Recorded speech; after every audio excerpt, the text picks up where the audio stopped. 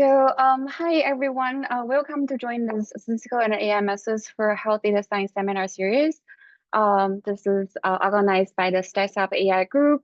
So the group aims to organize activities that empower statisticians to participate more actively in AI research and leadership. So right now it is officially an ASA interest group, and then we have the website, and then we also share the seminar recordings at the YouTube channel. This is the current steering committee and then the inaugural officers. So today it is my great pleasure and an honor to introduce speaker Dr. Brian Caffo. Brian is a professor in the Department of Biostatistics at Johns Hopkins Bloomberg School of Public Health. He has a secondary appointment in the Department of Biomedical Engineering and then currently serves as the Director of Academic Programs and Education for the Data Science and AI Institute at Hopkins. Brian's research interests include statistical computing and then modeling, multivariate and decomposition methods, and then statistics in neuroimaging and neuroscience.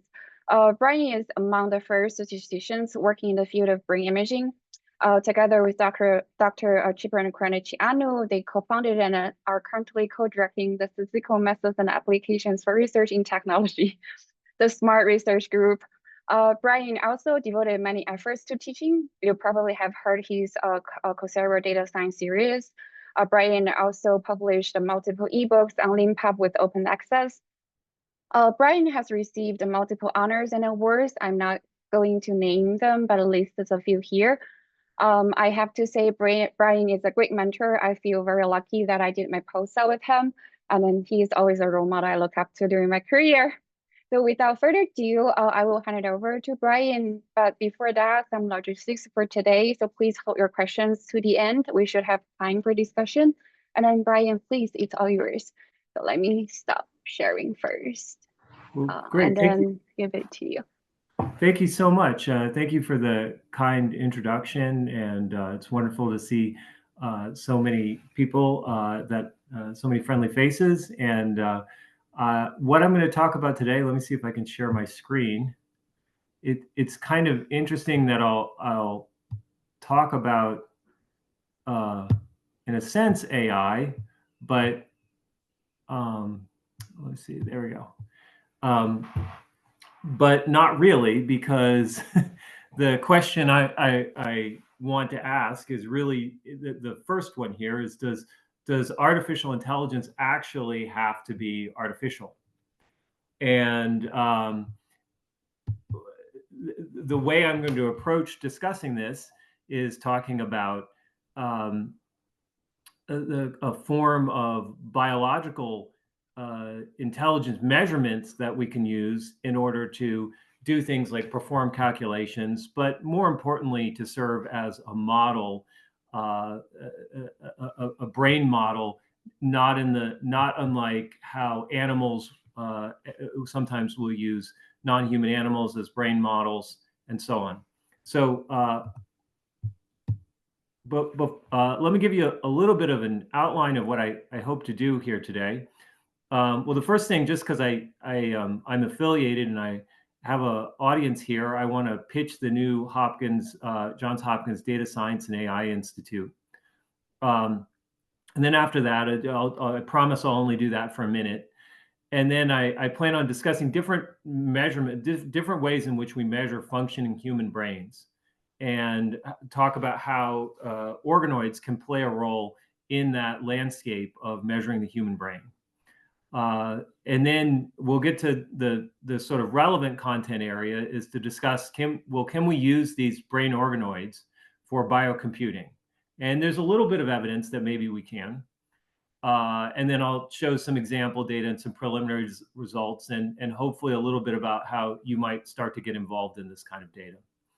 Okay, we'll discuss a couple ethical issues, and then I have a kind of fun project that we also did where we also looked at whether or not data from whether or not we can use people basically to train ML algorithms, not just to create the training data, but to actually train the algorithms themselves to do the computing. Okay, So before I begin talking about organoids, let me first talk a little bit about the new Johns Hopkins Data Science and AI Institute. If you want to learn a lot more about it, that's the website there, ai.jhu.edu. It's really I only have one slide. It's really a pretty phenomenal investment in artificial intelligence that's happening here. There's going to be, on the scale of somewhere between 100 and 150 hires in the School of Engineering over the next 5 years in the field of AI and data science. So if you're interested, if you're on the job market, be sure to look that up. And we're also forming this institute with many goals, including scaling up the computing at Hopkins in order to approach large scale artificial intelligence problems. But then also trying to, this is my role in the institute. I'm the director of academic programs to educate people about AI. We've held many events. The most recent one we held where we educated the congressional staffers. We ran a seminar for congressional staffers to introduce them to AI and teach them about some of the concepts of AI, the ethical issues associated with AI, computing issues, AI in specific domains, computer vision, language, and so on. So if you have any ideas about ways in which we can help perform public service for educating people about AI, I would really love to hear about it. Okay, that's enough of a plug for our new institute. Let me talk now about different ways we can measure human brains as they function. I guess I like to call this functional brain measurement. And by the way, all the images here I generated with AI. This is this creepy image in the background. A Gemini or a ChatGPT or something I used to generate it with. Okay, so let me just go through a couple of different ways, and hopefully what I can convey is that they all have different trade-offs. So electroencephalograms up here in the upper left, there we just put electrodes directly on a person's scalp. Those measure the literal electrical activity that's occurring when our brains function.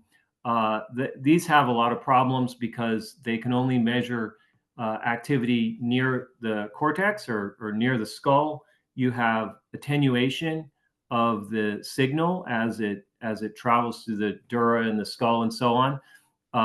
The field of measurement of the electrodes creates somewhat of a problem. They're overlapping if you place the electrodes too close together, but then if you place them too far apart, you don't get good spatial coverage. But on the other hand, what you do get is really wonderful temporal coverage. So you get measurements on the order of a couple thousand measurements per second, say. So it really can get at electrical activity. Then next to it, you have the area that Yi and I have spent a lot of time working on, which is functional magnetic resonance imaging. So in fMRI, you can measure the brain as it functions in a slightly indirect way. You can measure the changes in blood oxygenation that occur as our brain functions. So when neurons fire, they actually require energy. The sort of potassium ion channels and things like that the electrochemical process of neurons firing actually requires energy. That energy, of course, comes from oxygen through our blood vessels. And so fMRI can pick up on the changes in blood oxygenation that occur when our brain is active. Because it's MRI, you get this really wonderful spatial coverage. And I show you here the example of the kind of coverage that you get. Well, here in the upper right, that we get all these different slices of the brain, kind of full coverage. The problem being with fMRI, though, the temporal coverage is not great. You can get images, if you're lucky, you can get images maybe one every slightly less than a second, but it's probably a little bit more normal to have them occur on the scale of 1 to 1.5 seconds. And so that's you're not getting anything close to neuronal firing, but you weren't measuring that anyway. But nonetheless, it has wonderful spatial coverage, relatively poor temporal coverage, but also it's an indirect measurement of brain function. You don't know. There's a lot of physiological confounds that occur because of the fact that we're measuring something that's associated with blood oxygenation, and we're not directly measuring electrical activity in our brain. If you have patients in a hospital that need brain surgery for other reasons, so for example, in some very severe cases of epilepsy, or maybe in brain cancer, where you have to do invasive surgeries, often what will happen is they will want to map out things like language areas before they do the surgery. They'd rather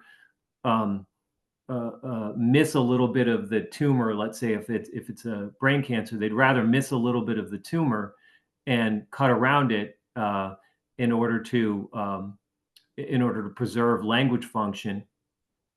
And so one of the ways that they'll do that, they do that with probes, but then they'll also put an electrode plate directly on the cortex post-surgically, but before the brain surgery, but after they've opened up the person's skull.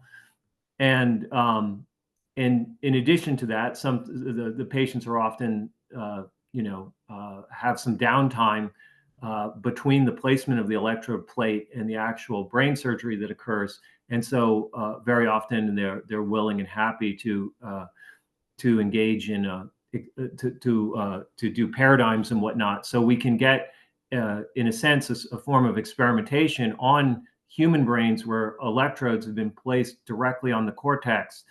However, of course, the patient population, the set of subjects that are available for such procedures is very small. They almost always have, or they always have very relatively severe disease, brain disease, in order to have this procedure. And the spatial coverage can only occur in the area where you're conducting the surgery. But on the other hand, the measurements are great. This procedure is called electrocorticography. Oh, and I think maybe I'm sorry. I think this was the EEG. This was, I apologize. The one on the upper left that I was talking about is a related technique to EEG called functional near infrared spectroscopy, and that's another way to measure measure blood oxygenation, but with some technology that's similar to EEG. So it's a little like fMRI, but it only measures on the cortex. It has better temporal coverage than fMRI, but far worse spatial coverage, and it's maybe a little harder to work with. So another example of a good brain measurement technique would be MEG, or magnetoencephalography, which is a little like EEG, except it uses the so-called right-hand rule, where the principles of electromagnetism, where it's using a large magnet to detect electrical activity. That has many of the same characteristics of EEG. However, it has better spatial coverage. But nonetheless, it's quite expensive equipment. Many places don't have them. I know JHU doesn't happen to have one. We tended to use the one, or we tend to collaborate with the NIH.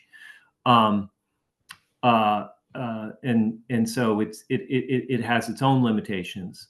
The final one I'm showing here is transcranial direct stimulation, or transcranial magnetic stimulation. And this is where we can use magnets and stick them up next to someone's head and inhibit or excite neuronal activity. And so this is a form of intervention. So we can study the functioning brain by intervening on it with TDCS and TMS. This, of course, has the problem you're not 100% sure about where you're localizing the stimulation to, and so it's quite a neat technique because it's an actual intervention, unlike the other ones. Okay.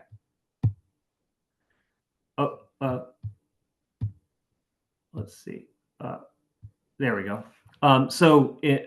I kind of summarized, and there's some others that I didn't have a picture of over here, of all the different ways in which we can measure the brain. So things like fMRI and fNIRS, they measure blood oxygenation.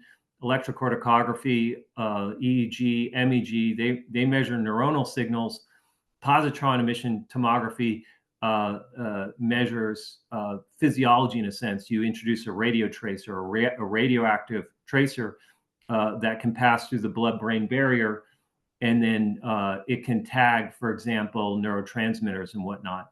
And I have the kind of relative, for example, fMRI has relatively poor temporal resolution, great spatial resolution, great sort of spatial extent. What I mean by this, coverage, how inconvenient or invasive it is. And fMRI is not completely non-invasive. It's it's a little bit uncomfortable to be in an MRI scanner and whatnot. And if you have any metal, or there's a little bit of risk there.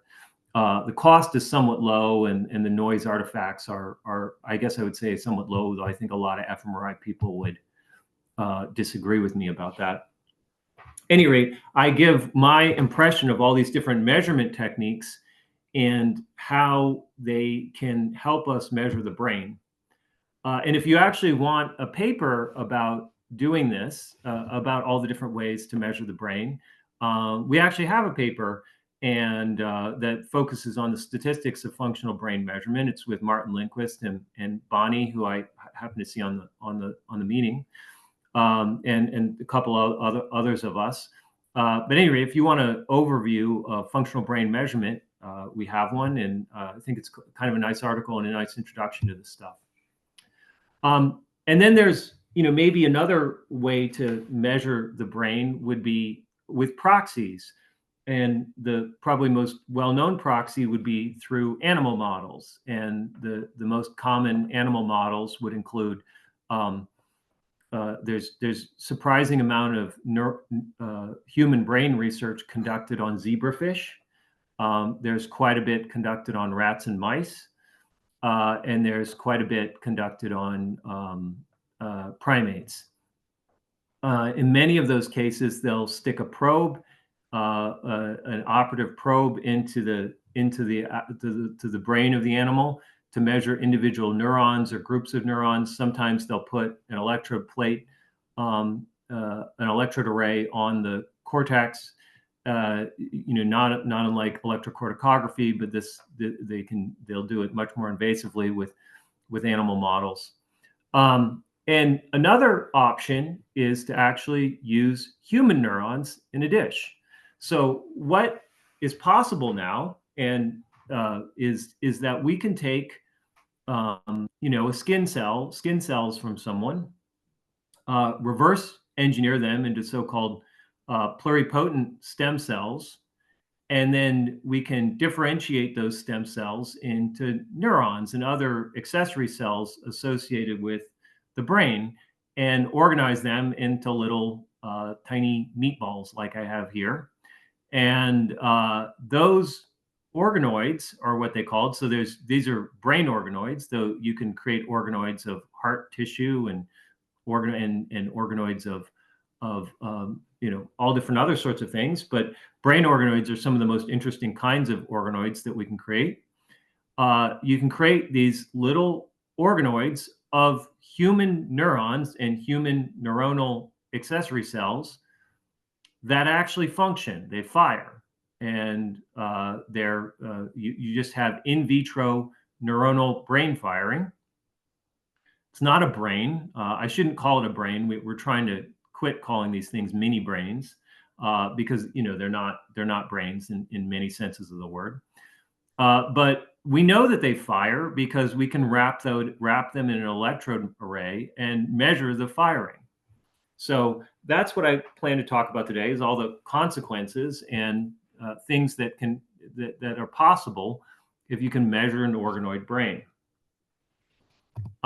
Okay, so here's just some organoids that some colleagues of mine created, and this is just showing the cells that they were able to obtain. That included neurons, some oligodendrocytes, some astrocytes, and some the cell nuclei from the neurons, and how they develop over a couple of weeks. And so we find that maybe it's after at least 3 weeks or so that the neurons actually start to fire after development. Okay. So let's talk a little bit now about the possibility of using these organoids for artificial intelligence.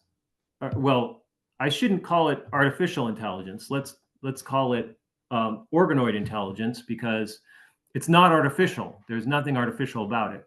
So the idea being that we, in these, let me just back up 2 slides, these electrode arrays that we can use to measure the organoids, we can also send signals in. We can get it to respond to electrical signals that we stimulate the organoid with. In addition, we can send chemical signals in. We can bathe the organoid in dopamine or glutamate or any other neurochemicals. Okay, so we can, and the organoid will respond. So why in the world would you want to do something like this? Well, one argument goes that maybe we want to do this because the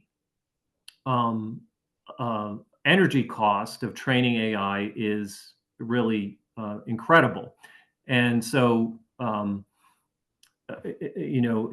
the pie in the sky idea associated with this is, could we use, we know that people, computers are great at computing, and people tend to be great at things like pattern recognition and stuff like that. I actually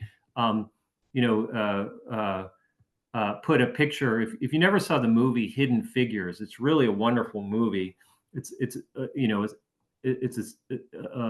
main character of it is this person, Katherine Johnson, who worked for NASA and did much of the actual computing, but before computers existed, for space launches. And even our like Miss Johnson, our most brilliant people can't compute at the same scale of these large systems, or even a calculator. But on the other hand, even a toddler or honeybees can perform fairly complex pattern recognition tasks that AI struggles with. It's pretty interesting that you can train honeybees to perform computer vision classification tasks, but nonetheless, things that take an enormous amount of energy to get AI to do, we can do fairly automatically. And so the idea of this is, well, we're probably we're probably past the point where for basic computing and chess and other things like that, the computers are just really great at. They'll probably just continue to be really great at. But there are some tasks that biological intelligences are just still so much better at, that we could maybe leverage the use of biological intelligences for those purposes. And then just to drive home the point about energy, it is interesting that Microsoft recently bought 3 Mile Island to try and power data centers. I don't know what the state of that project is, but I did also see that Google and want to say it was Anthropic, but I don't know. But at least Google is experimenting with these small scale nuclear reactors in order to power data centers as well. So the efficiency of neurons is really incredible compared to what it takes to get a computer to actually do computer vision tasks. So the idea is something like we found an old Star Trek where they had they literally had this idea of computer brains of brains doing brains completely disassociated from bodies doing performing tasks. Anyway, if you get a chance to watch any of the old Star Treks, this was really a funny coincidence that we found something like this. Oh, there's Captain Kirk.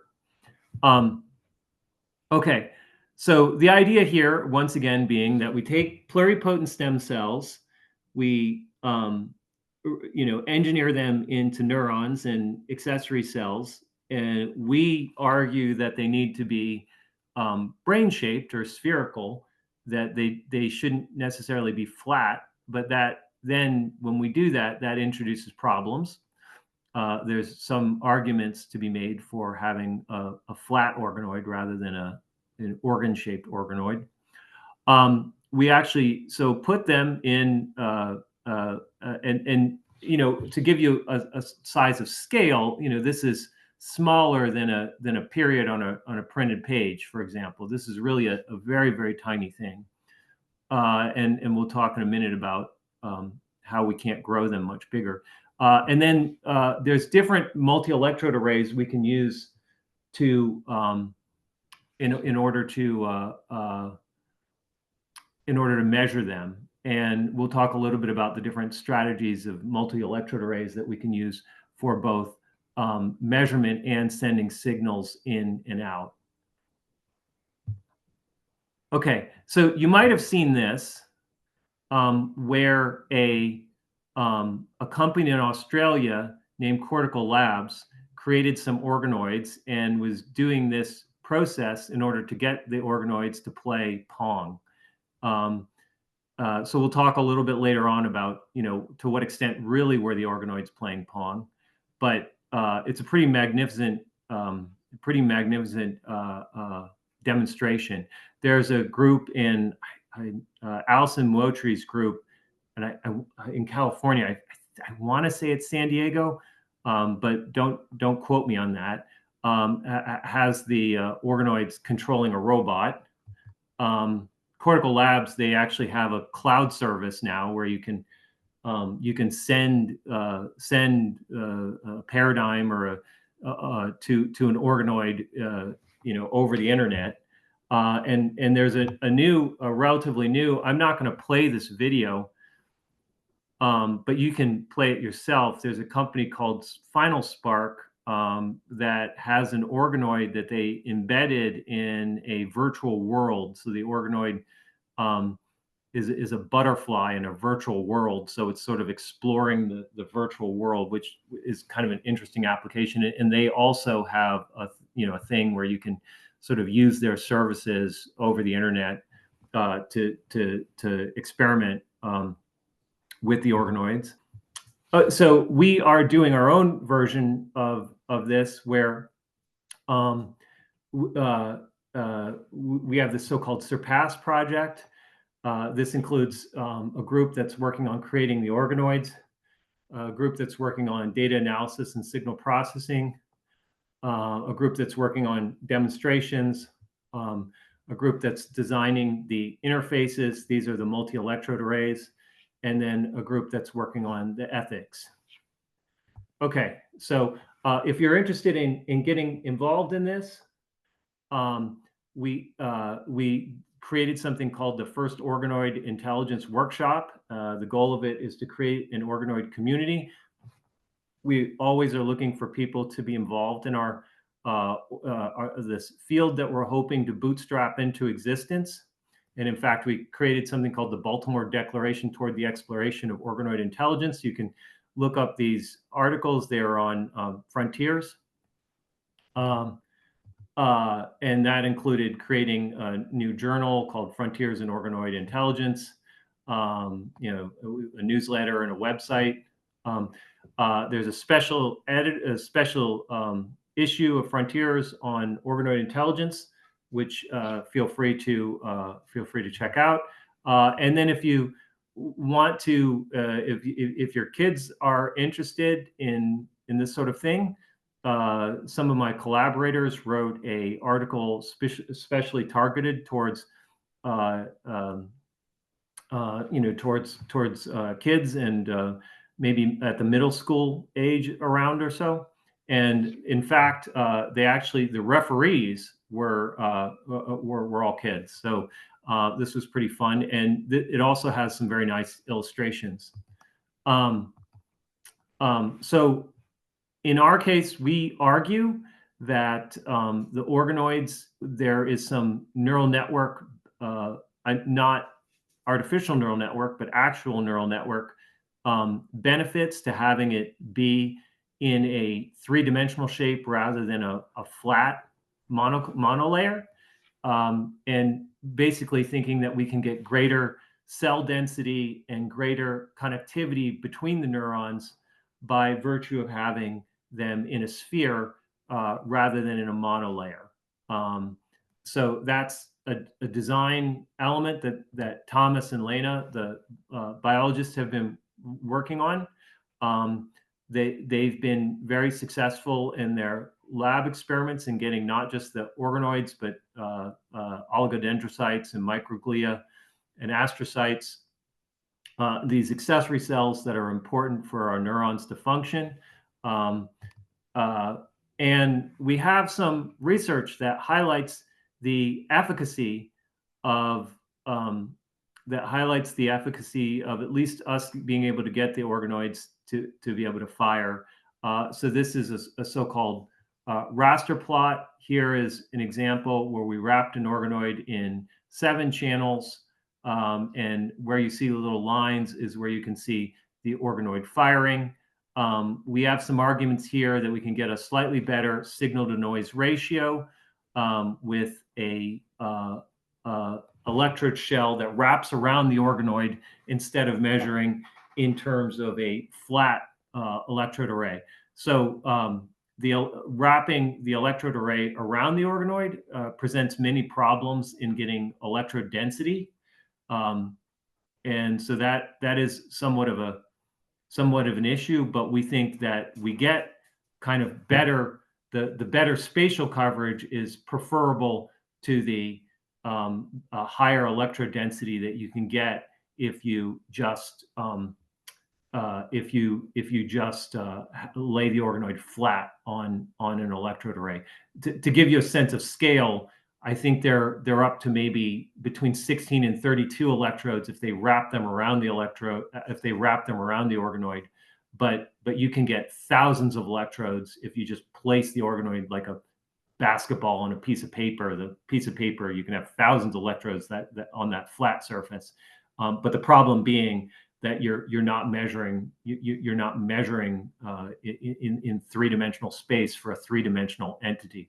So our design argument really relies on both the requirement of a 3D organoid and then the requirement of a 3D electrode array to measure the 3D organoid. There are, however, some benefits if you to the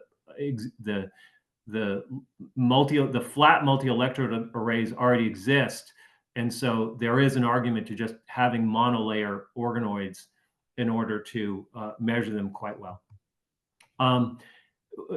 We'd like to grow the organoids bigger. They're quite small. It shows you the radius there of a typical organoid. And if you grow them too big, then the middle of the organoid starts to get necrotic because it's not in a living system. So there's no nutrient exchange, for example. So there's a couple of solutions that are being provided in the organoid conferences on this. Another group at Hopkins, ones that I don't work with, but I know very well and we like, they're trying to grow blood vessels in addition to growing the neurons. but we've taken a different approach to trying to perfuse the organoid with nutrients and remove waste by using kind of micro 3D printed blood vessels. Here's our organoid trying to play a video game. It's this little jumpy game that the Applied Physics Lab here at Hopkins created just for this purpose. Hang on, you'll see it crash here in a minute. Boom. Okay. And then this is all pretty fun when they show this, and then also they created a robot for the organoid to control. The goal is both to create these kind of open loop and closed loop systems where the information is sort of closed loop, where the information is sort of fed back into the organoid. If you read this area, one potentially promising direction for using an organoid as a biocomputer is to use it as a reservoir for so-called reservoir computing. So reservoir computing is a pretty interesting field where you train an artificial intelligence by, in this case, a recurrent neural network, by allowing the kind of interior part of the neural network to simply be random. There's many different reservoirs. People have used a bucket of water as reservoir, as a computational reservoir. It's a literal reservoir of water, of course. But the idea is that the reservoir injects some randomness into the neural network. Then you train with a linear model a final output layer. And so reservoir computing contains as a special case, I think what they would call extreme learning in some, or random kitchen sink models, or echo state networks, or there's several different variations on this theme where you have a neural network, the interior part of the neural network, the weights are not trained but are randomly assigned, and then a final layer is trained with the final layer is trained with a linear model.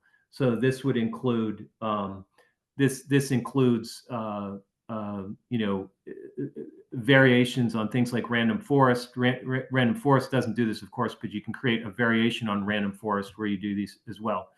I have some no pun intended reservations about reservoir computing as a model for the organoid, for organoid computing and organoid intelligence, because it's not clear to me that all the trouble of creating the organoid is any better than just using some random collection of weights or some fixed collection of weights that already exist. A good example, I don't have a slide on this, but my colleague at Hopkins, Josh Vogelstein, has created a reservoir computing framework using the Drosophila, the fruit fly connectome, which was entirely mapped out a couple of years ago.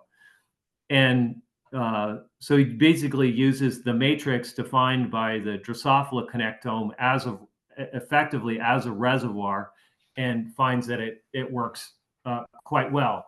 And so there, all the trouble of mapping the Drosophila connectome's already been done.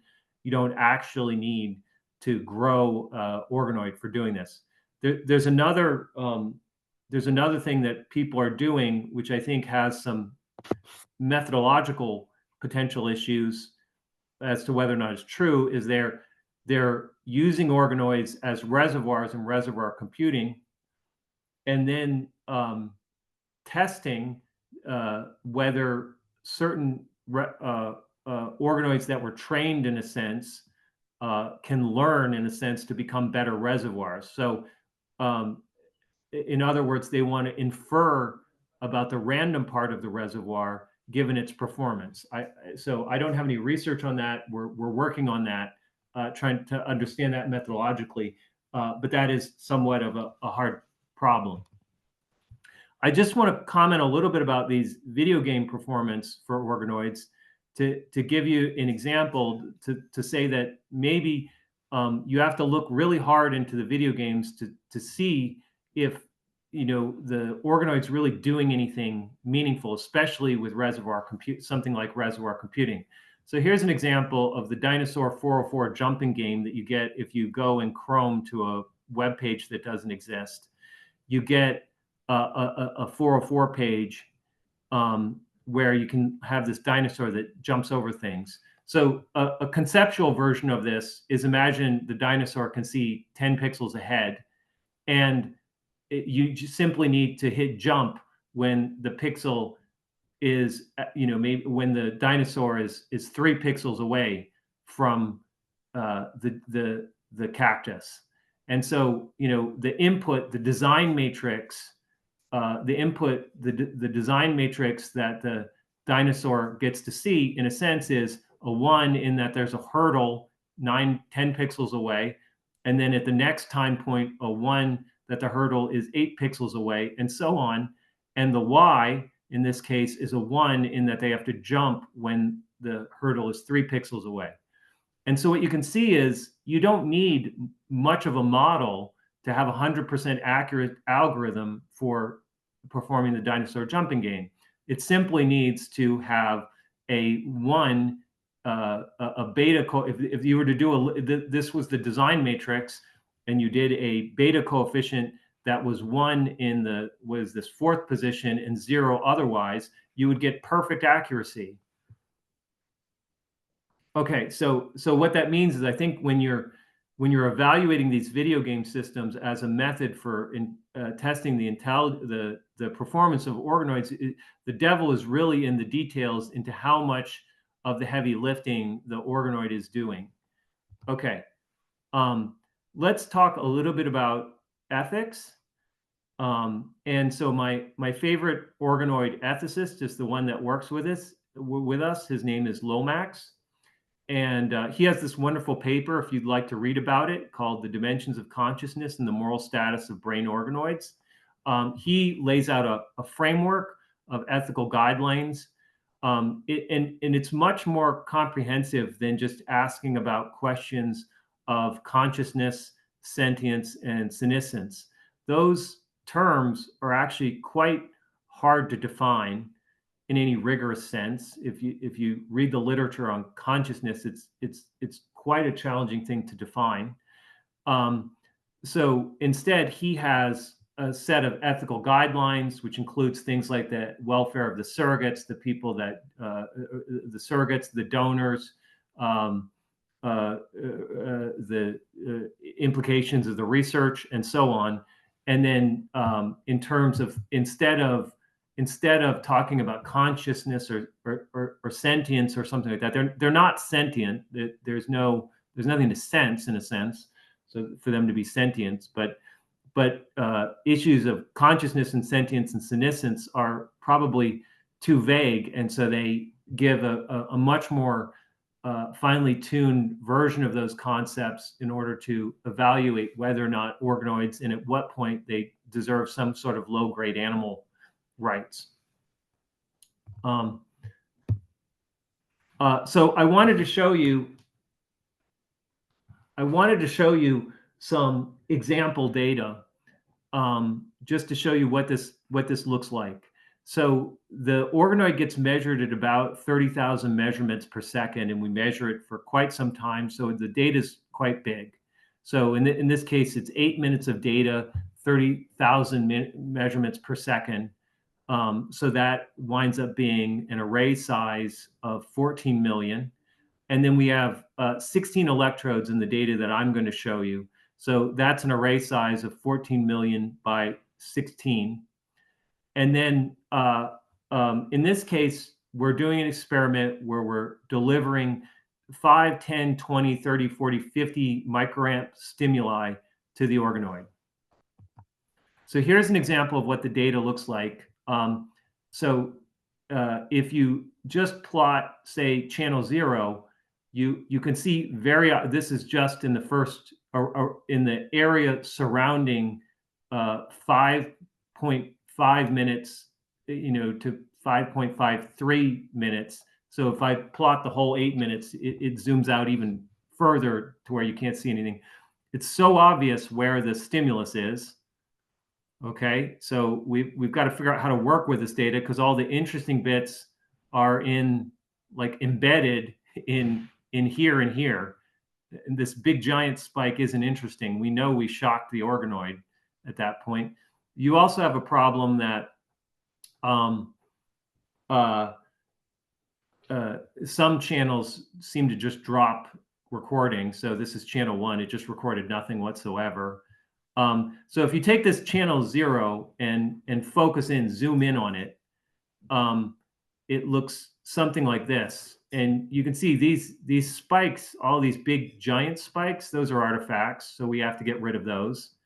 If you zoom in at the very beginning, at the time from 0 seconds up to up before the first tenth of a second, there's this kind of warming in period that occurs. Well, we have to get rid of that. And then if you zoom really far in, so you can see this is just from 0.02 of a second to 0.0204 of a second, you see this very noticeable periodic behavior. And if you take that periodic behavior and you do a discrete Fourier transform of it, you see the frequencies that you get over here in the spectrogram, and they're right at the sort of outlet, the frequencies you would expect to get from the outlet. And so those are that's a nuisance that we also have to get rid of. That's just feedback, electrical feedback, that we need to get rid of as well. Another problem that we're dealing with is exactly how to place the electrodes, and how to utilize them as models. So in this case, what the electrodes look like is you have 4 leaves, and then these are quite small. And then they take these really fine instruments and they wrap them around the organoid. So I had to put on my high school geometry hat and think about, like, with an idealized organoid that I treated as a unit sphere with respect to this radius right here, how these electrodes would map on to an organoid sphere. And this is what I came up with right here. The different colors are the different leaves, and this you can see that when you do this, like this electrode and this electrode, they wind up being quite close. So there is an actual interesting problem about how do you design the electrode array such that when you wrap it, it actually covers the organoid in a kind of space-filling curve way. Okay, so I wanted to just show you an example of working with this data. I bandpass filtered the data, and I did artifact reduction with a threshold filter. I removed the non-recording electrodes. I did some whitening. And here's an example of the response at a particular time point where I took the data and I put it in 5-second bins, and within those bins I took the number of times that the organoid neuron spiked, and I summed those up. And then because some of them were rather large and others were rather small, I took the natural log. But because sometimes it was 0, I took a log plus 1. And this is the areas of the organoid that were firing at, I believe it was